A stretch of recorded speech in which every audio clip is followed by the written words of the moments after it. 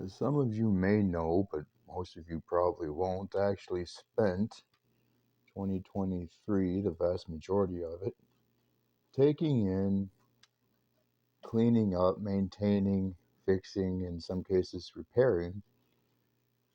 I guess fixing and repairing would be the same thing.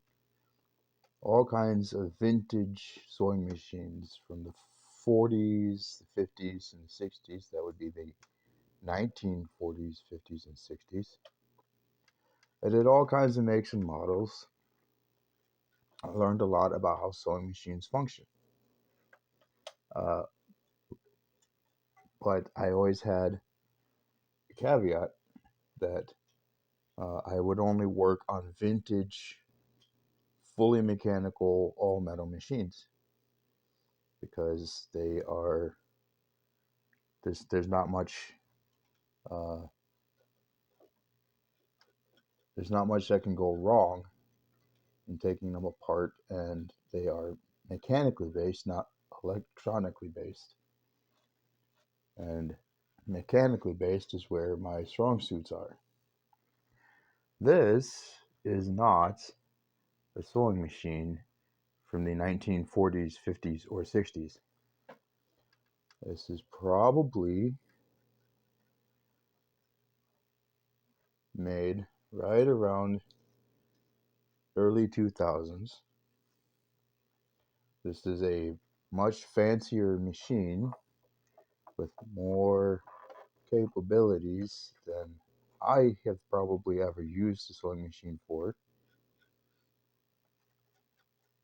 It was brought to me by a friend on behalf of his wife because it's been giving them some trouble for some time now.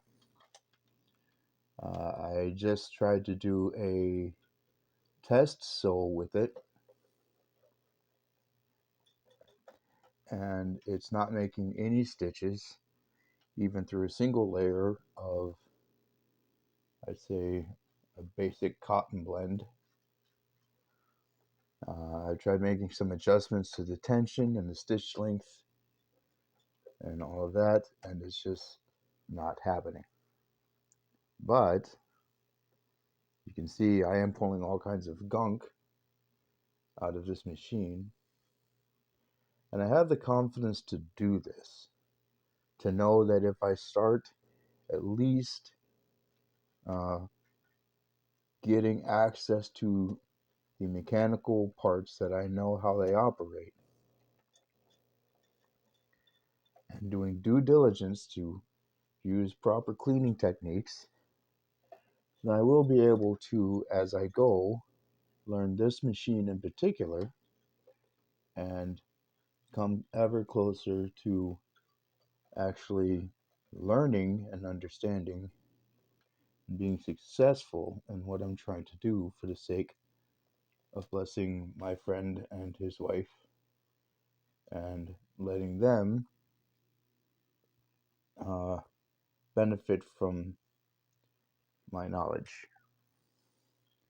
Now, a lot of times people will come to spiritual things, subject matters, new passages of scripture that talk about things in a way they haven't really put their mind towards yet.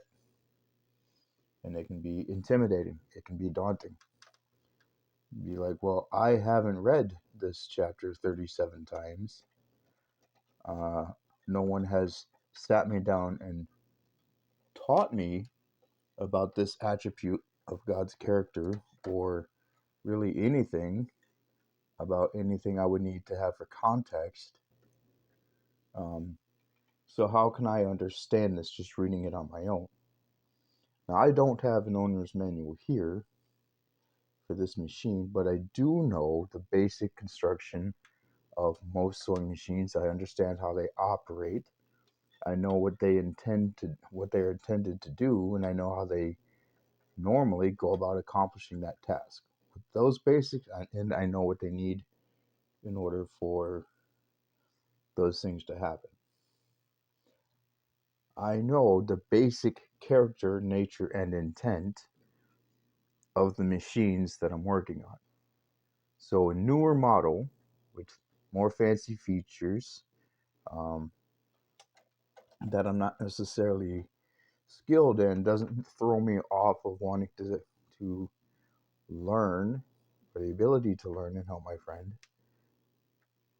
Uh, and likewise, any time you get into an unfamiliar passage of scripture, or someone introduces you to some, uh, let's say, concept or thought or way of thinking about something spiritual that you're not familiar with, you will know how to approach it if you have dedicated the time and the diligent pursuit of studying God as He is in the parts of Scripture you are familiar with, learning of His character, His intent, and His design for all the things that He does. If you know what you know of God from your study of Scripture, you can come into new topics and answer new questions that you've never thought of, and come into unfamiliar passages using your knowledge of God Himself as your bedrock and as your foundation, and you can grow from there 100% of the time. And you do not have to allow anyone to reteach you what you already know about who God is, because God doesn't change. I hope this helps.